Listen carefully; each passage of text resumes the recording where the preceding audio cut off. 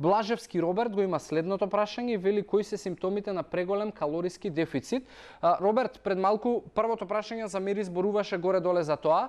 Преголем калориски дефицит може да нанесе многу штета на телото, да забави метаболизам, да се поттикне губење на коски, да се поттикне потенцијално покачување на килажа во иднина, затоа што тоа забавување на метаболизмот нема веднаш да се смени откако ти ќе го смениш калорискиот дефицит, туку може да трае до месец дена и при тоа да билдаш масти во телото.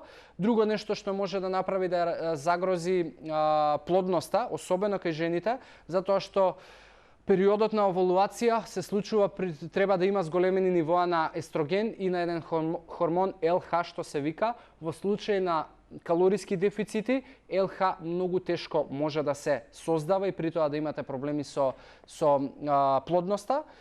Може да се случи слабокрвност, затоа што калорискиот дефицит значи дека ќе има многу помалку хранлива вредност за вашата крв и нормално тука и паѓање на имунитет. Затоа мој совет, јас оптимално нешто што би го правил не би одел под 300 калориски дефицит за да не загрозам некои овакви функции, затоа што и на крај на денот повеќето од нас бегаме од броење на калории. Затоа не се оптеретувај со тоа.